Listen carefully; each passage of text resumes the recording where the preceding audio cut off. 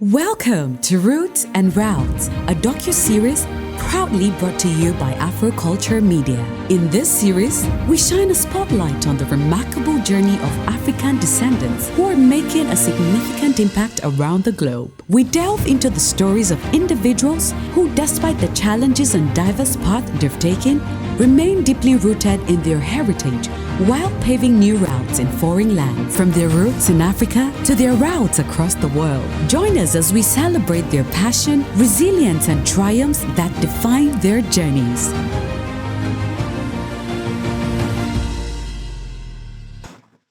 Hi, Kizito. How are you?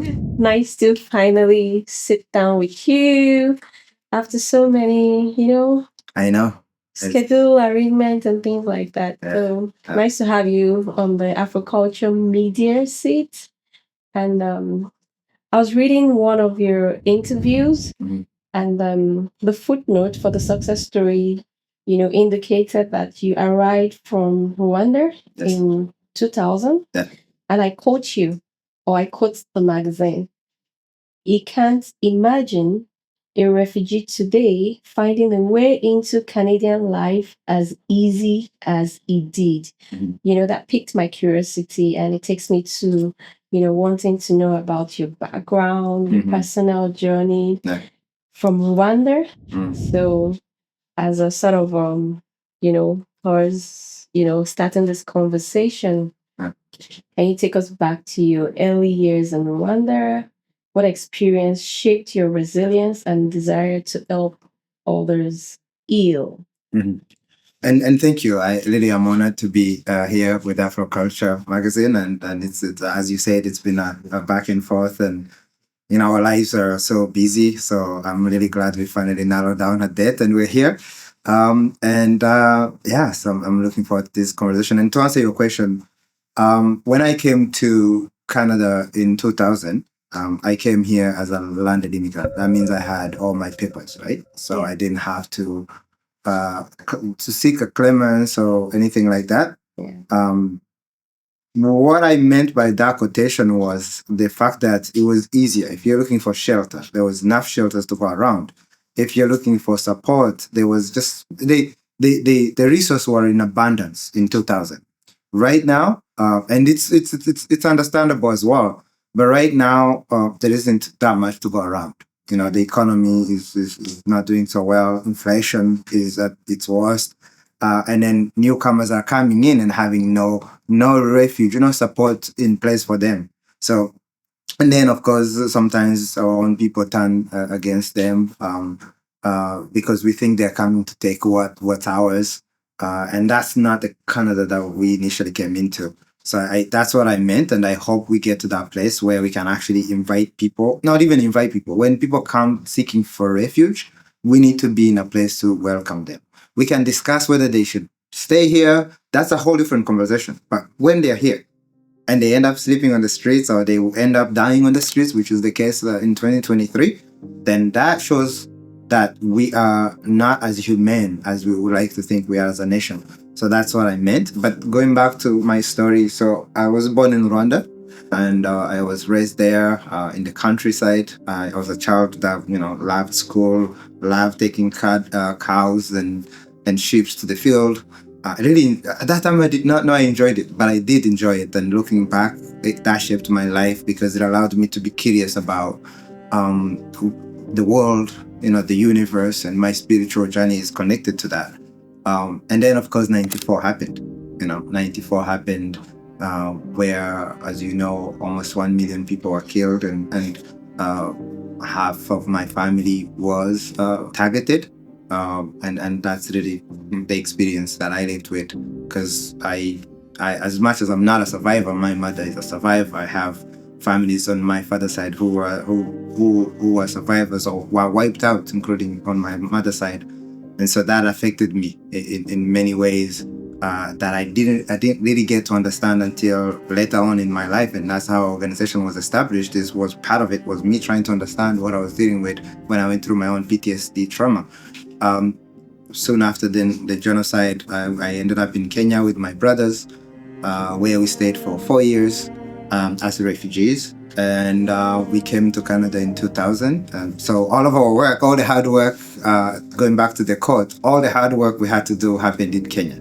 As we were trying to get sponsorship or get our claim accepted, and so we were able to come to Canada. But when we came to Canada, I think the challenge for us was not whether the Canada we were coming to can host us. The challenge for us became, as soon as we settled, then we now had to deal with the horrors that we had lived through. And that's, for me, the experience that I ended up having over the course of, I would say, 10 years after I arrived to Canada. And yeah. Wow. So if I get you correctly, Mhm. did you leave Kenya with your siblings? Yes. How many of your siblings? 2. My young brother and my older brother. So we were all following each other. My older brother is 2 years older, and my young brother is 3 years younger than me. Okay. So we always we used to call each other the Three Musketeers because we did everything together. My older brother was always in charge of all of the paperwork, the documents. If you need to go to UNHCR, if you needed to visit anything official, he was the guy because he was older. My younger one was busy going to school. I attempted to go to school in Kenya, but that didn't work out. So I was actually a cook. I was a cook in Kenya for for almost a year. I ended up also getting arrested because in Kenya, when you lived in Kenya without papers, the Kenyan police knew, they could just come and collect a bunch of refugees, put you in jail, and if you pay, you get out. If you don't pay, you stay there. But I got used to, they would come and take people that were adults. I didn't care that they would take me. So one time I stayed at the restaurant where I was working. Basically, I was the guy who protects the staff when everybody runs when the police comes. But then when they came, they just took all of us, including myself. Even when people were like, no, he's a young boy, don't take him, they didn't care. So I ended up in there for almost a month. It was actually, in fact, the day before they were going to take me into the general prison. That's when a friend of the family finally managed to come in and pay for them to release me. And that was when I was 14 years old. Wow. Yeah. What an experience. But then in all of this, what has been, or who has been your biggest source of strength? I understand that, it wasn't a lone journey. So that's, communal or family strength could come in. Yeah. But, sometimes we are left in our own world, So I think two places I go to when I think about the resiliency piece for me, because I didn't always have it. I come and I'm sure we're gonna talk about it. I spent a whole 2 years trying to kill myself, so I was not resilient. But I think when I look back, there's 2 things that I draw from. One is my father is my personal hero to this day. My father passed away back in 97. As soon as we left, we arrived in Kenya, actually, we found out that he had passed. But knowing him, knowing his work in the community, knowing how he helped people, he would, I'll give you an example. This is before the war, before the genocide.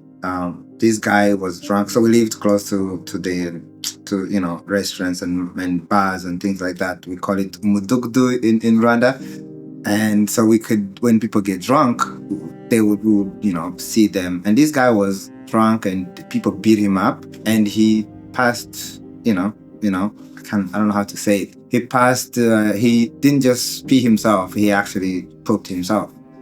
And I remember because my father went and got his own clothes, and went and cleaned him up and gave him new clothes. Another example, when people like my dad, so I'm a child of 11, I was the 10th of 11. Our firstborn, none of us ever met the firstborn. They died within a year. But my dad knew his way around, helping families with, whenever they if people have a child or they're having a child, they'll come to my dad. So he was like the local counselor, if you will. He was a judge. He was actually a local judge, but he was also like a local counselor. So I remember one time this guy came to our house in the middle of the night. He's like, "Oh, I need help. What's going on?" So my dad is asking. He's like, "Oh, my wife can't have a baby. The head is too big." So my dad runs. They went and helped to deliver the baby, and it was. So that was the kind of person that raised me, at least for the first 13 years that I had a chance to live with him. So that's where I think my resilience comes from. Even when I was in my healing process,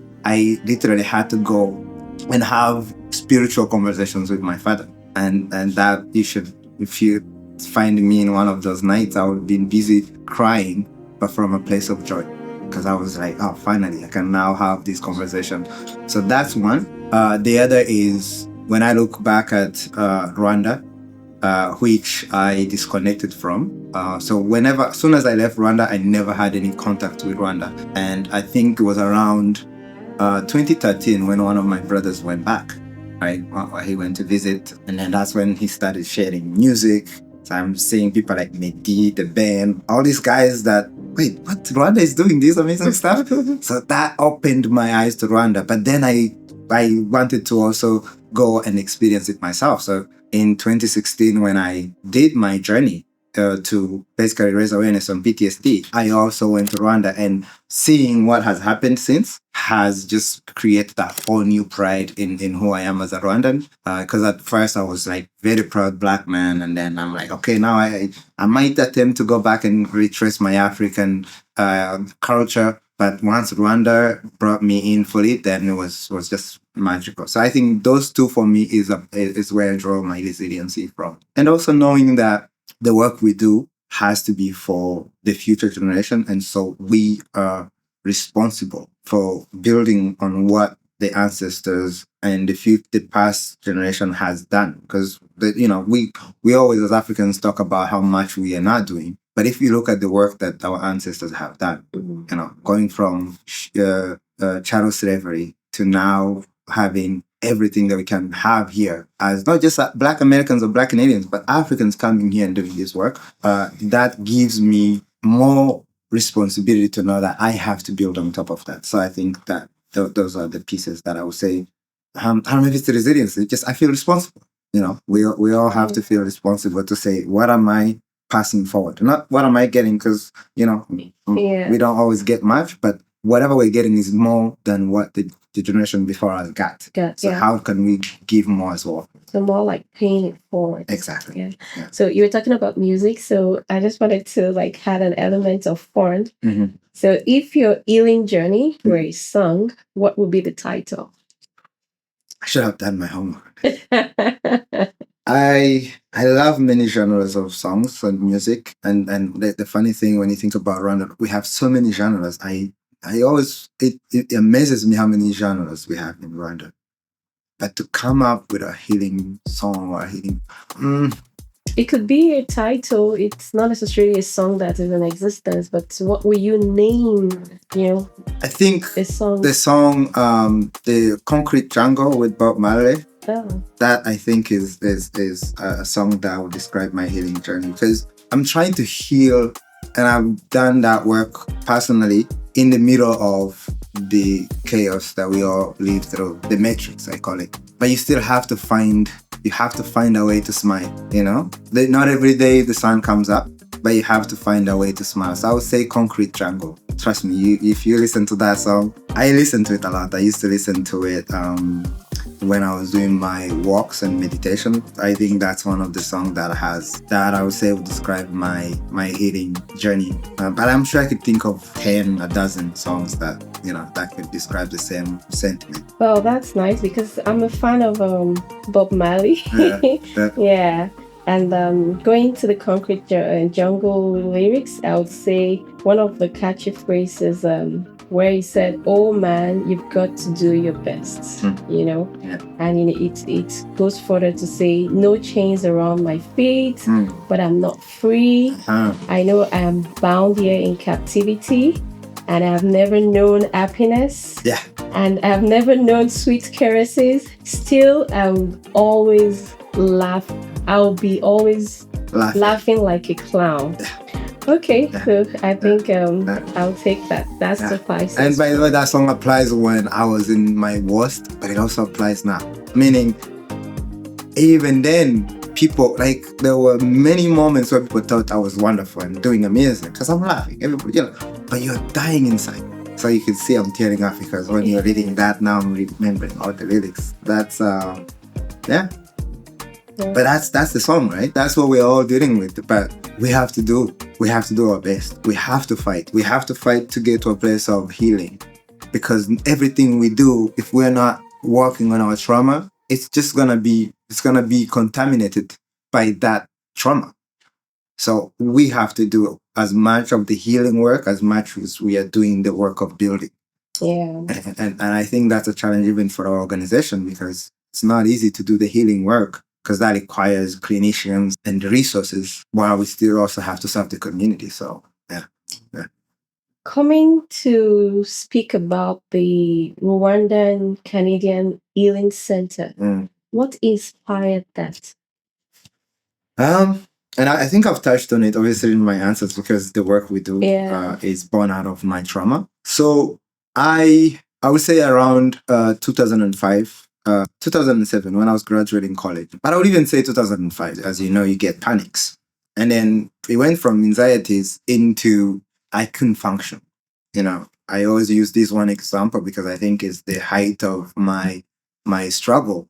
I could not be able to sit and have a meal with anyone, even a loved ones, my sisters, my brothers. They would come and we sit, or I would go visit and we sit. And before we go eat, I would have to go to the washroom and throw up. I did that for almost over a year, if not two. And so at some point, I just realized, this is not life. If you're going to do this, you might as well just check out and, commit suicide and get out of here, because the life was not sustainable. So I would sometimes drive to, when I'm driving to work or from work, and I would always think, what if I just drove off? I just didn't know how to do it. But I really didn't. I knew I couldn't sustain the life I was living. And at that time, of course, I'm already drinking heavily. I am smoking cigarettes like crazy. I stopped smoking weed at some point because I was just too paranoid. I got too paranoid, but I had started because of it as well. So nothing was helping. I went to doctors. I did scans. You name it, I did it.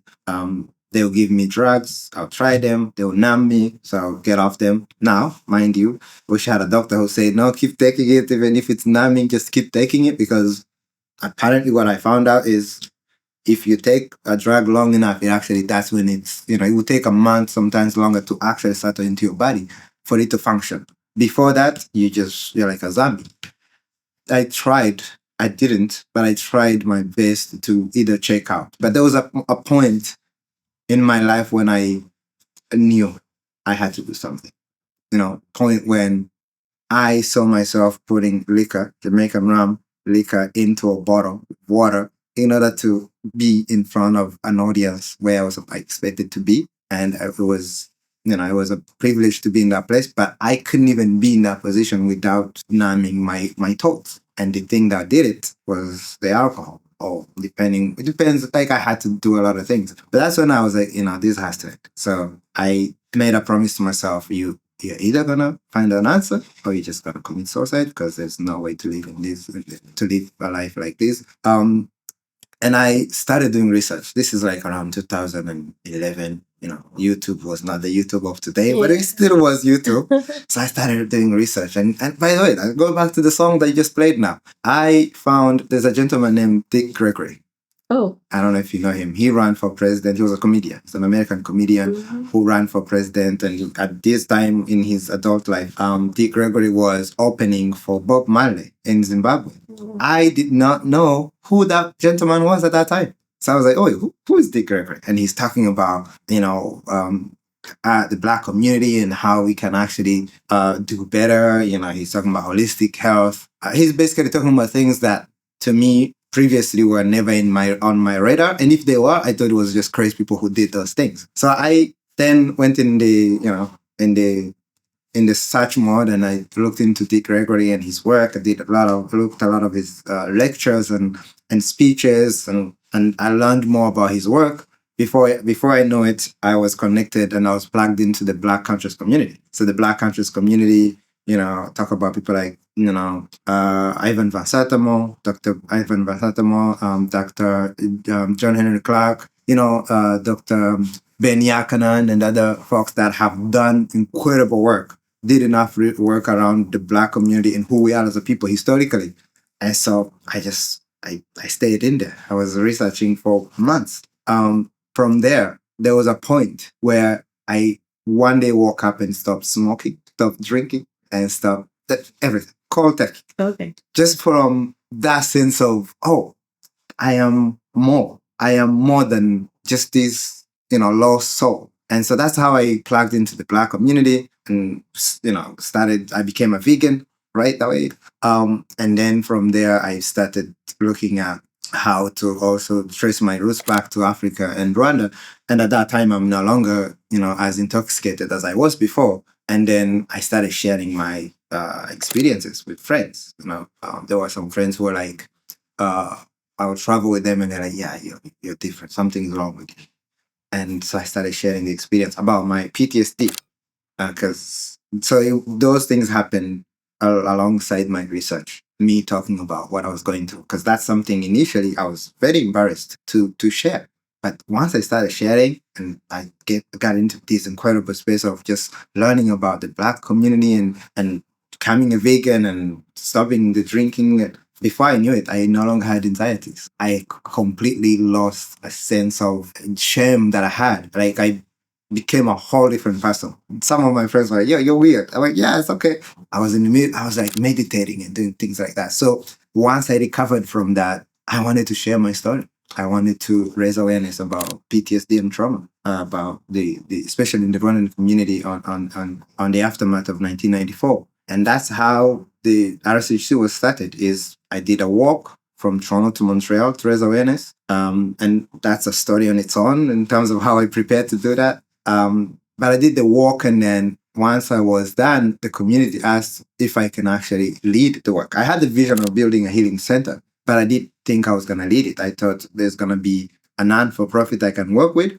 and I could just support them on my advocacy side, because that's what I felt like I could do. Advocacy, raise awareness, talk about my issue, and, make sure people know that they're not alone, because I knew the kind of horror that I had lived through from all those 5 years almost is not something I could wish to my worst enemy. So I wanted to share that. But then that's how, when the community said, "How you should do this," that's how we talked about establishing an organization, and I agreed to found the Rwandan Canadian Healing Centre. I had the community support, and the rest is history.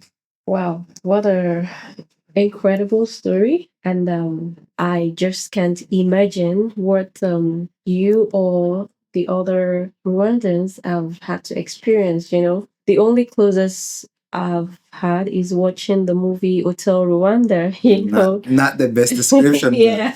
Like, So forgive us. Yeah. So, by the way, I'll give you a story. In 2005, I went to see that movie with friends from Burundi. As soon as the movie started, I just got up and left, and they never understood. I didn't understand what just happened to me, but I never watched the movie. Okay. But I also knew that it was because I was not ready to see what I have already seen. But I also don't think the movie is the best way to understand Rwanda, and but that's so for almost a decade. Everybody you meet, "Oh, Hotel Rwanda," I'm like, no, that's so. But I think now finally, as a community, we are in a space where Hotel Rwanda doesn't describe us anymore. Yeah, so that's the good thing, and I would marry it to Afroculture media. One of the things that or what birthed the Afroculture media is the fact that when people tell our stories for us, they kind of miss the juice or the sauce. It's not the right adjective to use, because there's a lot of trauma, a lot of experience, not so good experiences that is being watered down. And I'm so glad, because Afroculture media was established, and especially the magazine, even the online radio, is a platform where, we want to tell our stories by ourselves. And so that's why we started on this journey whereby we're not going to do the normal podcast, but we want people who've actually had this experience under the segment. So this segment is the roots and routes, whereby you tell us your journey and then where you're going, because we're sojourners in this life, you know. And then back to all the experiences that you've said, many things stood out for me. And one of the questions I wanted to ask is, in all of this, did you get professional help, or it was just basically holistic approach to what you experienced? You know, we have to like be mindful. You know, we have some people. We have people that deal with anxiety. I deal with anxiety as well, and I know, you know, where I come from. Our sources. Is our religion, our beliefs, you know, that sense of hope. You know, it's not the best approach. And so we're not the best, I think it's the worst. So for me, I'm merging professional help and, you know, the presence of hope, you know, the two kind of as long as you're merging the two. So it's one of my, like, is the question I'm posing to you, you know, for our young audience, like how would you advise in this stage where you're more learned, or you've had the experience, and you know, we have different people with different capacity to handle trauma, PTSD, and things like that. So what would you advise? And so I would say, first and foremost, yes, I went for professional help. I think I got tired of it though. My family doctor, God bless his soul, but I couldn't understand what he was doing. Because, you know, you booked me for scans. Because for me, but I came from a place, I was naive as well. Because I'm like, I was good a couple of years ago. What's happening to me? Something has to be wrong with my brain. So I wanted evidence, physical evidence. Clearly, you can't, because the brain, it's more chemical. So all of that was done, and then the only thing, obviously, they could assess is that, you know, it went from depression to anxiety, but it could never really. I've never been diagnosed specifically for a thing. And that was also tough to understand and to deal with. And so I kind of gave up on the professional support when I started doing the research and becoming a vegan. And I was actually anti-medicine for a while. Because I'm like, hey, I did it on my own. What the hell? Like, none of that stuff helped me. But I've come around. I believe that you have to do both. You know, to me, if you are going through, say, depression, the very best solution, the first and foremost, is to share. You know, find people that you trust, people you know that are not gonna make you feel small, and use your confidence and your not confidence but confidential, not even confidential, like your trust. You've trusted them with this. You hope they just feed you energy to be able to move forward with it. And it's not always easy to find those people, right? So, but you need to find that person, and sometimes that person might not be a friend. It could be a professional. So go to a professional, talk to them, because they are trusted to do that work. So that's where I say I've come around to believe in therapy, for example, because really sometimes you just need to talk. You know, sometimes it's more clinical. You need more clinical support like medication, but sometimes it's just a matter of talking to someone. Sometimes it's a matter of changing your daily routines. You know, so I do believe you need to do both. So even for me, when I was like, I'm a huge vegan and I was proud how I did this on myself, I later realized there are pieces that I missed. And that's where I go back to that support. So yeah, I would encourage them to definitely make sure you're talking to someone you trust. For sure, making sure you're sharing. Don't build anything up. If something is bothering you and you keep thinking it's gonna go away, no, you're actually, the more you think about it and you think it's gonna go away, it's like putting water on a plant. That's really what you're doing. It's growing. And at some point, it's going to blast. And when it does, you won't be able to control it.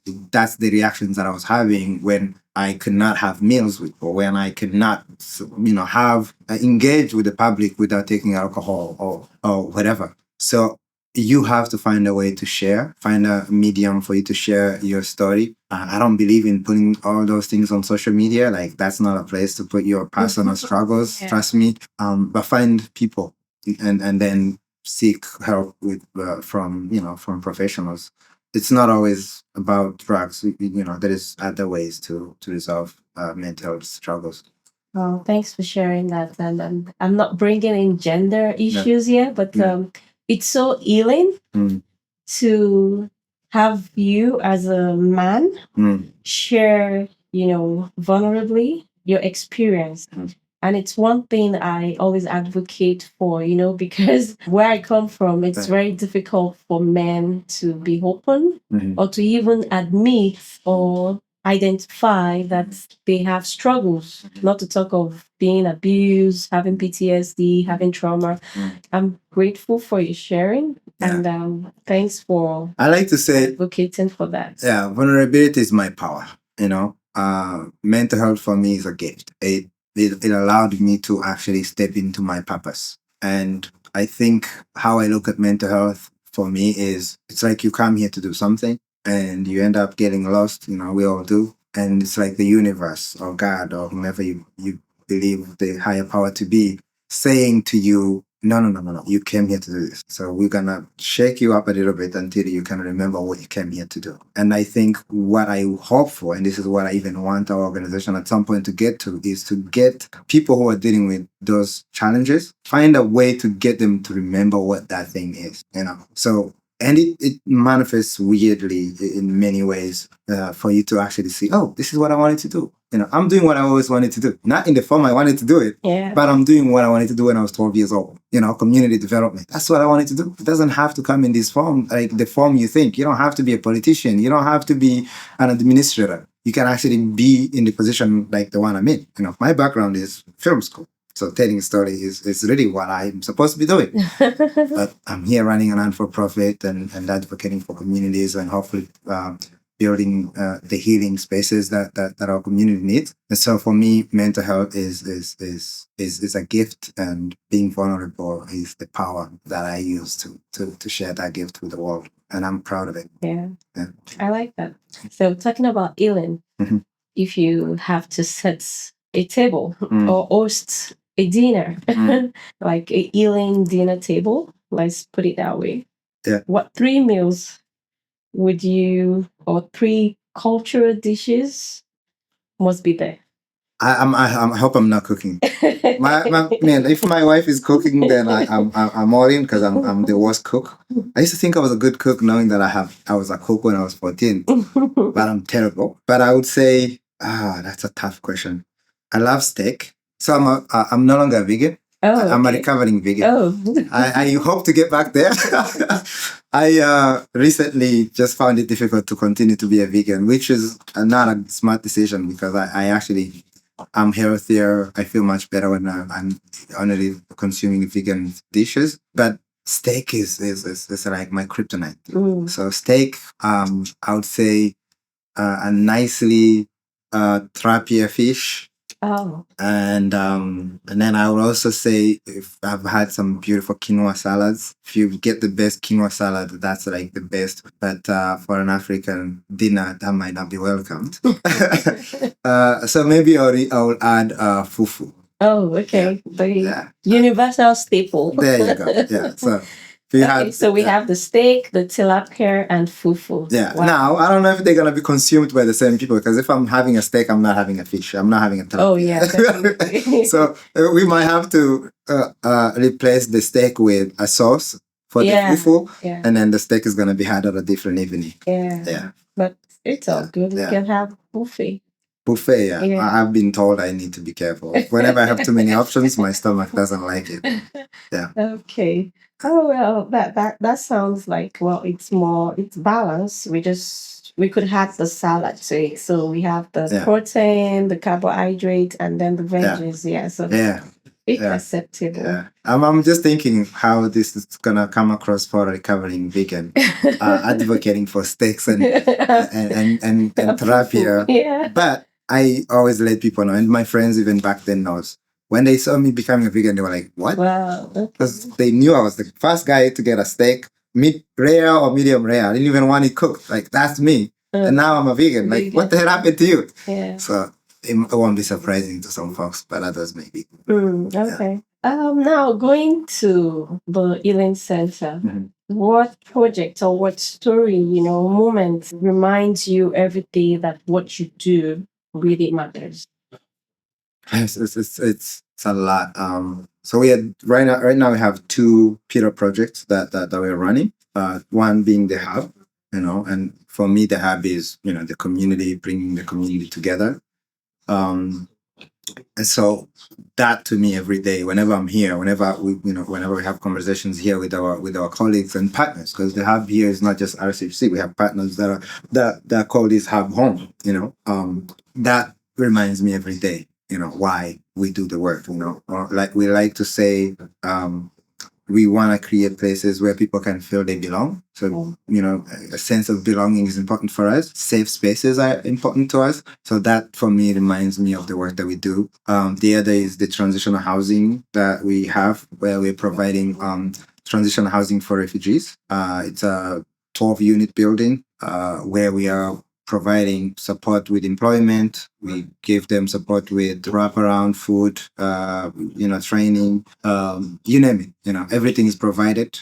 All they have to do is basically follow through and participate in our program, because we want them to get gainful employment so they can move out between 6 to 12 months and be able to actually sustain themselves once they're out of our program. So that for me, every time we check in with our folks on the location, every time I visit, just that it's always a reminder of the work that we do. That it's a reminder of why we do the work that we do. Okay, that's So in all this journey or projects that you do you have you had experience with unexpected allies, like supporter of your work that has left a lasting impression on you, on your team, or on the community as a whole? I mean, endless. Mm. Endless. I mean, like the founders of this space, they believed in us. They were able to give us what I'll call seed fund to be able to open a community hub. And unfortunately, this hub is going to be moving next door because this building is actually being sold. We were supposed to have left here by end of August, but the owners allowed us to stay here a little longer, and we'll be moving next door. But all of that, even that partnership, for somebody to say, "Hey, we believe in the work that you're doing, so even though it says you should go, but we know how important this is, so you should stay until we can navigate this reality and give you time to be able to move to the next place where your community can continue to make a home." The funders for our transitional housing, North Pine Foundation, invested $1 million into a project because they saw what we did. Like, to me, that's just people seeing your work and investing in even more of it. And it's an honor, it's a privilege. But it's also the same reminder I talked about, where we see it as a responsibility for us to build something, to leave something behind, to make sure that these newcomers, the refugees, the asylum seekers that are coming here, get a chance to contribute to the Canadian society. So we look at it differently, especially under that program. It's not just, hey, we're going to give you a welcoming place and you're on your own. No. We need you to get on your feet. We need you to be able to contribute and pay taxes and then pay it forward. It's the same thing with our other funder, Makano Foundation, who stepped in and funded us to do system change. This is where we are now looking to establish a refugee sector as a collective. So now we're not talking about the RCHC, we're talking about collective. It's called the African Canadian Collective, that is comprised of about 20 agencies who all stepped up during the crisis in 2023 to support refugees. And now we're doing work together to actually establish a more lasting initiative and also making sure that if this happens 10 years from now, where we have an influx of refugees, that we will be there as a community to support. We won't have to wait for the said community to help our people. We want to be the one doing it. We, as in whether it's Rwandese, Ethiopian, Eritrean, Nigerian, Ghanaian, you name it.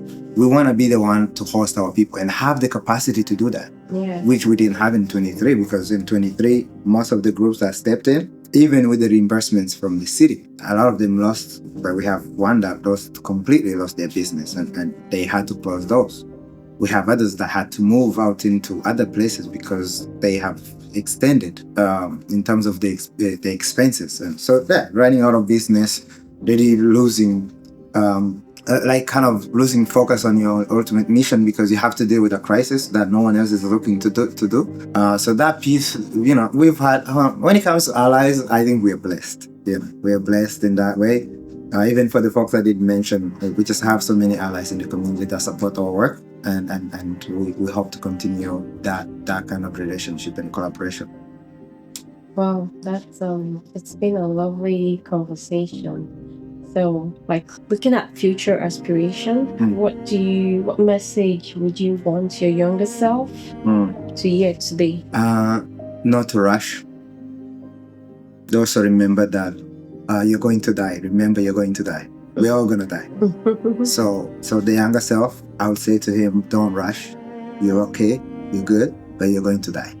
So that's a reminder that you don't have to take any decision that's rushed, but you should always be looking to find that path for you. Don't waste time. Yeah. But at the same time, don't rush. So it's a balance that I think now I have, that I wish if I had this at 20, I don't know, the world would not hear the last of me. I would say if you are 20 and you have that as your compass, you'll be just fine.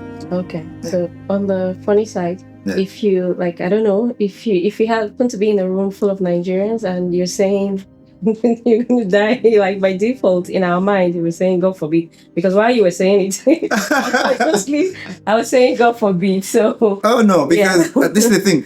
So maybe this is my the work that I had to do spiritually. Yeah, we're all gonna die. Oh, definitely. And you have to be okay with that mortality. Like the other way I look at it is, this is just, we're passing through here. Oh, sure, we know that. Yeah. So because we're passing through here and we're going to die, take the moment to get the lessons. Like, no, for me, I'm good. I'm comfortable with death. Discussing it, thinking about the potentials of what's going to be. And I think until you're comfortable with it, the rest of what I just said doesn't even matter. Yeah. Yeah, you got to be comfortable. No, we're comfortable with it. We know, but it's just, we're programmed by default. We say, God forbid. Oh. But it's going to happen. It's going to happen. I agree with you. Yeah. We're going to die one day. Yeah. Still, God forbid. Okay, you got that. I don't even. I see what you. God forbid what? It's gonna happen. It's a Nigerian thing. Yeah, I know. So then, now I'm thinking like, God forbid. It's happening. It will happen. But still, it's happy. Okay. Yeah. So it's been a nice conversation with you, and happy to have you sit on the Afroculture media seat. So finally, if I was to invite you back here in, let's say, 5 years' time, what would you hope to celebrate with us? I love that question. So one of the ways we've realized we can achieve our healing center is through affordable housing. And we've been doing a lot of work around understanding affordable housing, development space, how that works, and what we need to do to get to that point. And we now also, we've done that not just as RCHC, we've done that as a collective. We have other agencies that we've been working with, and I know one of my colleagues whom you're going to be speaking to is one of our main partner on the work that we want to do to establish affordable housing spaces. So for us, when we talk about, so we have a model that we built, funded by the government, called the African Canadian Affordable Housing Village initiative, which was delivered through Solutions Lab program that CMHC, the Canadian Housing Mortgage Corporation, had. And so we were able to bring the community together, the African community. We did a bunch of sessions, both online, in person, and we just did a series of basically surveys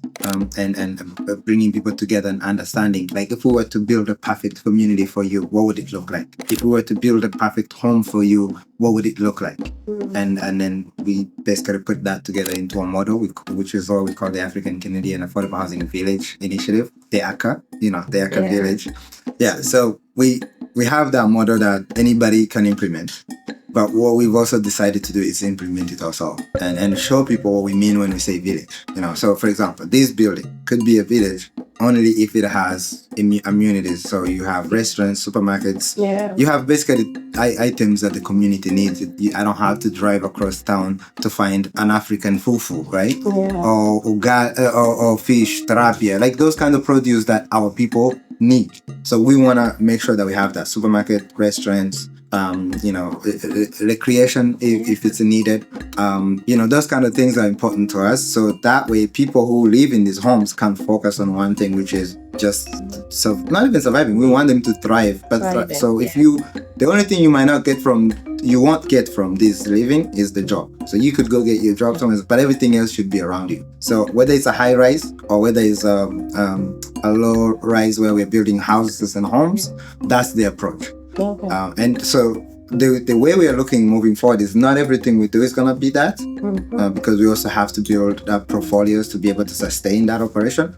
So in 5 years, you said? Yeah. In 5 years, I would hope that you'll find us shoveling the ground. Not even shoveling the ground. We are building the first of those. Yeah. On one end, and I mean the village. The ultimate village where the healing center is going to be, where everything else is going to be, because I forgot to mention that the healing center has to be part of that village. Yeah. So you have a village, you have everything that we've ever dreamed of. We have a community. So I would hope in 5 years that you would find us in the process of finishing that first pilot village. Okay. And then hopefully in between there will be other projects that are going to be amazing. And I can tell you they will be, because we tend to just be, not just us as RSHC, but all of our partners. We are very hungry for change. We are looking at, the young people that we have in our mix. I wish I was like that at their age. And I know that they're going to come up with incredible ideas and incredible initiatives. So it's not just what we do, it's what our partners do. So I'm sure in 5 years would have moved a few miles ahead of where we are today. Wow, wonderful. We will be on this journey with you. Okay. Yeah. So we look forward to having this conversation, an ongoing conversation. Mm-hmm. Then in the 5th year, we would have a look back at this. So on the final note, do you have anything to say to our audience? And just wrap it up. It's been nice having this conversation, getting to know you better. Yeah. And not just the LinkedIn, Instagram. Yeah. But sitting across you and having this healing conversation with you, because I learned a lot and I'm picking a lot back and to reflect on and also to implement some things in Afroculture media as well. So. Yeah. No, and thank you. I really appreciate you. I think you're doing incredible work. As you said, we need to tell the stories ourselves. And there is a way Africans tell stories, and so I appreciate you for taking that on and for being able to transmit some of what our stories are. And what I could say to the audience is, you asked about 5 years, but I always think ahead and think about if we are going to build a future for 200 years from now. If we want to influence what the future of Africa and the world, because at that time we hope to have peace and harmony in 200 years or in 1,000 years from now. What I would encourage the audience is just understand that to do that, we all have to have a context. And I usually multiply it by 10. So if I'm looking to build something for 2,000 years, multiply it by 10, I need to understand what happened 200 years. I need to understand what happened 2,000 years ago. I need to understand what my community looked like. I need to peel the onion and not take the lessons of Africans from a colonizer, from a system that is meant to oppress us and to benefit from our resources. So find ways to tune into the African knowledge without going through the traditional route. And again, if you want to go even further and say, hey, I want to build something that lasts 1,000 years, then understand what happened 10,000 years ago. Understand what your ancestors were doing 10,000 years ago. And from there, just take I call it a trip down memory lane. From there, try to find your way now from that place, and I think that's where purpose is found. So if I can encourage people to find their purpose, I think we can all come together and find a shared mission to achieve a much better, a much harmonious and a much stronger society in 2,000 years, 200 years from now, or 1,000 years from now. Thank you so much. And Kizito Musabimana, yes, did I get that? Yes. Is the founder and executive director of Rwandan Canadian Healing Centre. Thank you for being our guest on the Roots and Routes edition of the Afroculture Media. It's nice speaking with you today and hope to continue this conversation. It's a pleasure. Thank you so much. Yeah.